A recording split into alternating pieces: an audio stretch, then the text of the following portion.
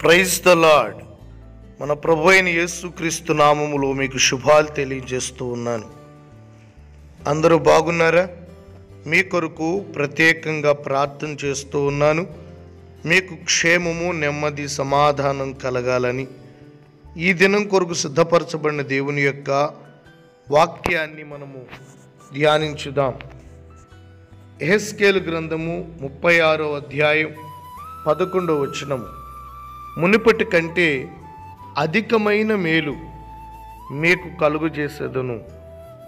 ప్రియ దేవుని బిడ్డలారా, చెరలో ఉన్న యూదులకు, ఇజ్రాయెల్ ప్రజలకు నిరీక్షణ కలుగునట్లు వారు చెరలో ఉండి తమ పాపముల విషయమై పశ్చాత్తాపడి దేవుని తట్టు తిరిగినప్పుడు దేవుడు తన ప్రేమలో, తన మనస్సులో ఉన్నటువంటి నిండైన ప్రేమలో నుండి ఈ వాగ్దానాన్ని వారికి చేస్తూ ఉన్నారు. ఈ దినాన దేవుడు మనకు కూడా ఈ వాగ్దానాన్ని వినిపిస్తూ ఈ మాటను మనకు నెరవేర్చుటకై ఇష్టపడుతూ ఉన్నారు.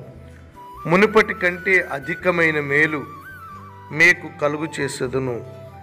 ఏ చెరలో నువ్వు బంధించబడి ఉన్నావో, ఏ ఇబ్బందిలో నువ్వు బంధించబడి ఉన్నావో, ఏ పోరాటములో నువ్వు నలిగిపోతూ ఉన్నావో, ఆ యావత్తు పోరాటములో, శ్రమలో, కలవరములో, దుఃఖములో నీ జీవితాన్ని ముగించకుండా దేవుడు నీకు మేలు చేయ నిమిత్తమై వాగ్దానం చేస్తూ ఉన్నారు.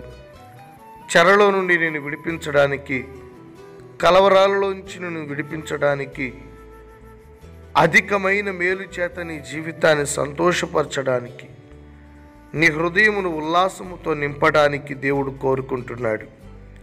కనుక దేవుని తట్టు తిరిగి పశ్చాత్తాపడి కన్నీరు కార్చి దేవునిని బ్రతిమాలుకుని దేవునితో అనుసంధానము చేయబడి దేవునికి అనుకూలపరచబడి దేవుని మార్గములో నడవాలన్నది దేవుని యొక్క సంకల్పం, దేవుని హెచ్చరిక. ఇకనైనా దేవునితో కలిసి నడవడానికి, దేవునికి ప్రియమైన వారిగా ఉండుటకు ఒక మంచి తీర్మానాన్ని మీ జీవితాల్లో మీరు కలిగి ఉండాలి. అప్పుడు మునుపటి కంటే అధికమైన మేలు, ఇంతకుముందు నీ ఒక మేలు పొందుకుని ఉన్నావు.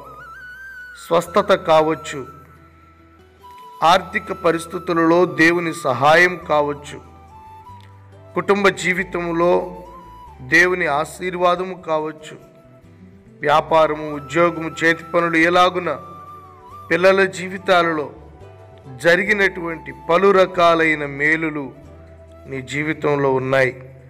అయితే ఇంతకుముందు, మునుపటి కంటే, ఇంతకుముందు నువ్వు చూసిన మేలుల కంటే, పొందుకున్న మేలుల కంటే, అనుభవించిన మేలుల కంటే అధికమైన మేలు దేవుడు నీకు కలుగు చేయునుగాక. అధికమైన సంతోషం, అధికమైన ఆనంద ఉత్సాహం నీ జీవితంలో ప్రభు కలుగు చేయునుగాక. నా ప్రియమైన సహోదరి, సహోదరుడా, ఒక మేలుతో నీవు సంతోషించావు కదా, దానికంటే అధికమైన మేలు దేవుడు నీకు చేస్తానన్నప్పుడు దేవుని తట్టు తిరిగి పశ్చాత్తాపడి ఇకనన్నటికీ పొరపాటు చేయనని, పాపము చేయనని, బలహీనమవనని, వెనకదిరుగునని తీర్మానం చేసుకో. దేవుడు నిశ్చయంగా నిన్ను ఆదరించి ధైర్యపరిచి అధిక మేలుతో నీ కుటుంబాన్ని సమాజంలో సజీవ సాక్షిగా ప్రభు నిలబెట్టుకుంటారు. ప్రార్థన చేసుకుందాం.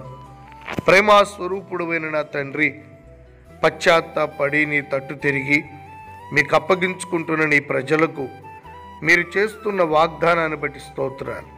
మునిపటి కంటే అధికమైన మేలు మీకు కలుగు చేస్తుందని చెప్పిన మీరు ప్రతి వారి జీవితంలో అధికమైన మేలుతో నాయనా వారిని సంతోషపరిచి నడిపించమని వేడుకుంటున్నాను.